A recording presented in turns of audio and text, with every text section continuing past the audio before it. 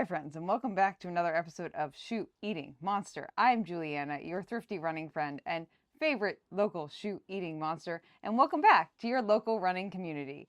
We're so happy to have you here, and if you haven't already, don't forget to like and subscribe.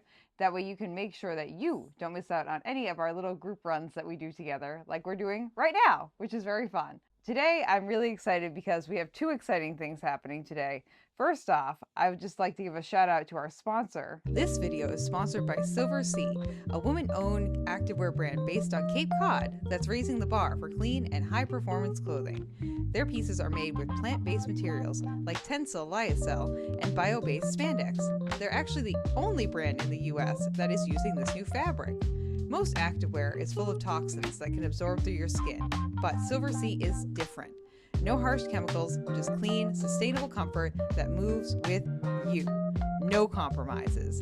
And for our lovely viewers and listeners today, we are offering 20% off your first order using code FIRST20 when you visit their website, silverseaapparel.com, and purchase anything on the website. So go ahead and use code FIRST20 for 20% off your first order, and head over to Silver Sea Apparel to buy your favorite new piece of sustainable activewear.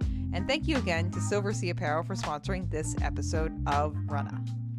And now that we've kind of explored why I'm in a sports bra today, which is very comfortable and it's a nice time, we are going to be doing a 50-mile durability review of the Adidas Adizero SL2.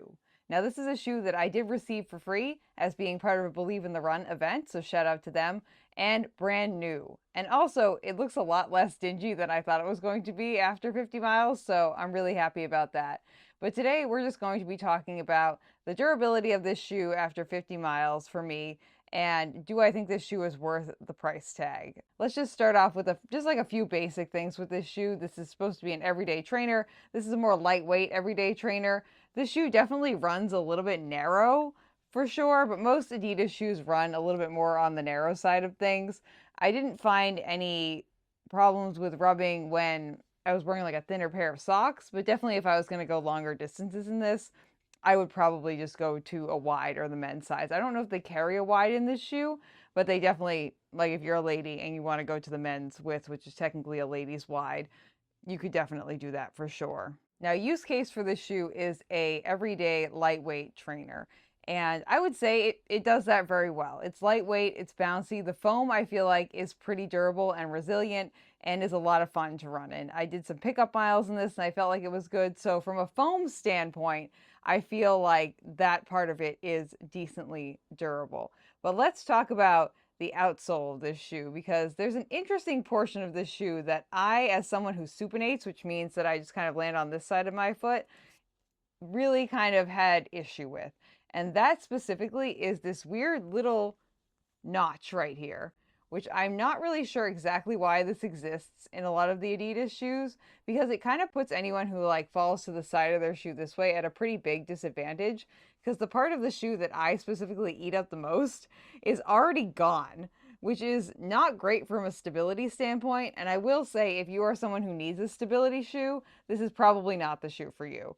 It doesn't provide any stability in either direction. It definitely is better for someone who pronates in because there's nothing cut out here, but it definitely is not made for someone who supinates. So I'm surprised I was even able to run in these at all and not have any really major issues. I will say this definitely is not a stability shoe in any capacity.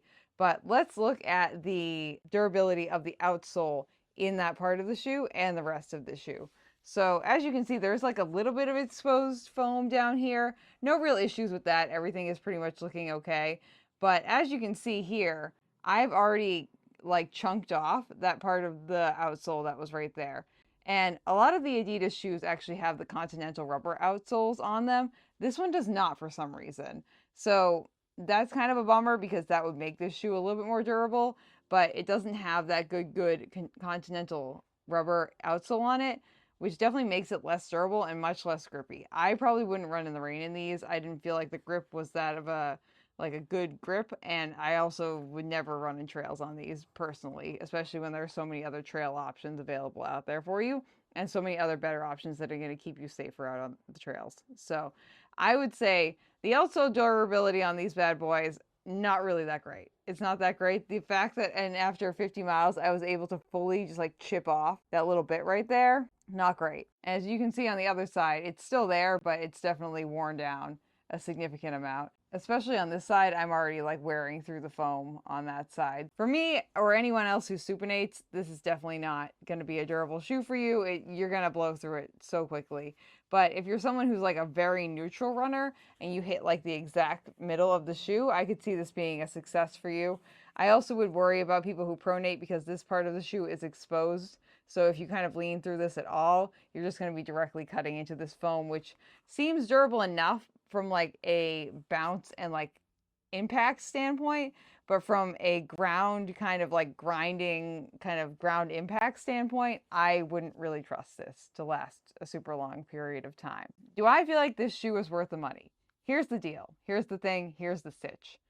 This shoe currently, for some reason, and I don't know why, there are certain colorways on the Adidas website that are going for about $55 to $60. So that's a really good price for a brand new shoe that is actually quite a lot of fun to run in.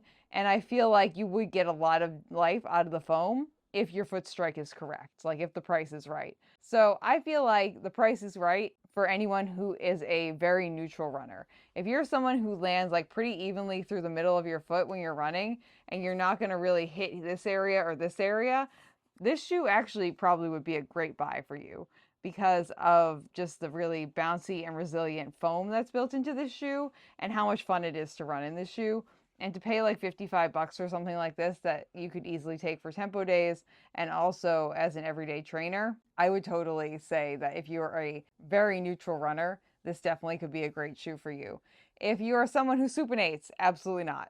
Absolutely not. If you are someone who goes through the side of the shoe this way at all and your main landing impact point is this half right here, I wouldn't get this shoe. I wouldn't get any of the Adidas shoes that have this weird cutout. Again, what are we doing, Adidas? Like, why is this here? Why are we putting people who supinate at a disadvantage already straight out the gate? I don't understand. But you know, I am not in charge of the Adidas team at all, so they can do whatever they want. It's fine. But I would say if you're someone who supinates, don't bother with this shoe. Go find something else that will at least give you full coverage all the way through the side, so that way you're not already at a disadvantage. If you're someone who pronates through this section of the shoe, I would say maybe skip it. If you're someone who's looking for a super durable, like really like tacky outsole, this is not going to be the shoe for you. But if you're someone who's like a very neutral runner and you want like a good shoe that's got like a bouncy foam in it for like $55, I'd say go for it, you know? Go for it. I don't have anything against this shoe except for the fact, again, why are we doing this cutout? Just like why are we doing this cutout? That has been my 50-mile durability review of the Adidas Adizero SL2. So thank you guys for watching that. Don't forget to like and subscribe to the podcast and to the YouTube channel so that way you can be part of your favorite local running community and get more Shoe Eating Monster episodes just like this. And I will see you guys next time on the next episode of Shoe Eating Monster.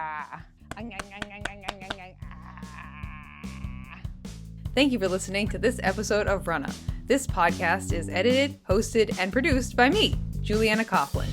Brought to you in part by the Falmouth Running Club and the Falmouth Community TV station. If you'd like to connect with us, you can find us on Instagram and on TikTok at RUNNAHPod, and you can send us an email at runnahpod@gmail.com. And our original theme music was brought to you by the one and the only wonderful Jeffrey Hutton. And keep up the great work. I'm proud of you.